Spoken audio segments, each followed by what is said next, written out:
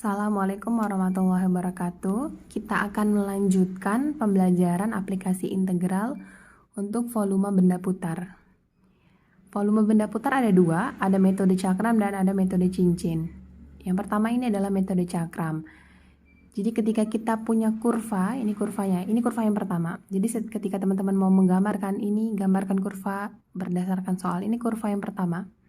Ini kurvanya Y sama dengan akar X. Jadi Y sama dengan Fx, Fx-nya adalah akar X. Ya, ternyata diputar terhadap sumbu X. Ya, ketika kita punya kurva, kita putar terhadap sumbu X. Ya, misalnya kita putar terhadap garis X sama dengan 4. Nah, jadi kita bisa buat batasnya itu adalah 0 dan 4 ya. Kita buat berarti daerahnya adalah ini nanti 0 dan 4 terhadap X. Maka kurva ini nanti akan kita tarik kurva terhadap sumbu X yang ini. Ya, dari sini maka kita bisa buat cakram-cakram kecil di antara kurva-kurva ini nanti.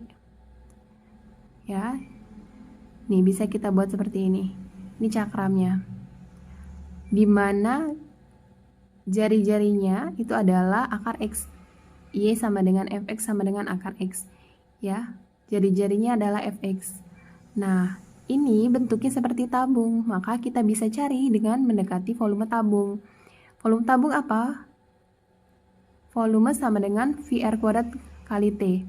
Ya kan, volume tabung. Di sini apa? R-nya. R-nya adalah Fx. Ya, Y sama dengan Fx.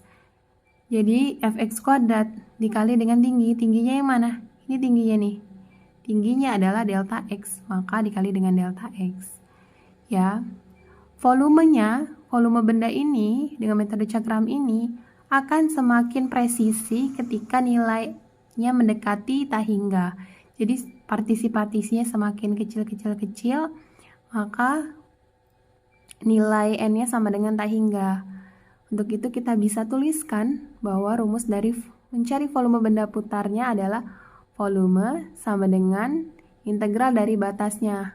Batas bawahnya tadi dan batas atasnya dikali dengan V dikali Fx kuadrat dikali dengan dx. Seperti itu. Contohnya nih, kalau misalnya kita diminta untuk menentukan volume benda putar yang terjadi jika daerah D yang dibatasi oleh Y sama dengan akar X, Fx-nya adalah akar X, terhadap sumbu X dan garis X sama dengan 4 diputar terhadap sumbu X. Maka volumenya kita bisa cari tadi VR kuadrat T ya. VR kuadrat T. Nih, berarti kita bisa pakai dengan pendekatan integral ini. Integral dari batas bawahnya 0, batas atasnya 4. V dikali tadi R kuadrat T. Berarti V dikeluarin integral 0 sampai 4. Fx-nya apa tadi? Fx-nya akar X kuadrat dikali dengan dx. Maka kita bisa cari bahwa akar X kuadrat diintegralkan menjadi setengah X kuadrat untuk batas bawah 0 dan batas atas 4. Jadi kita dapat bahwa volume benda putarnya adalah 8V. Selanjutnya masih dengan metode cakram ya. Metode cakram untuk ketika volume benda putarnya diputar terhadap sumbu Y. Jadi kalau misalnya kita punya kurva nih, kurvanya Y sama dengan Fx ya.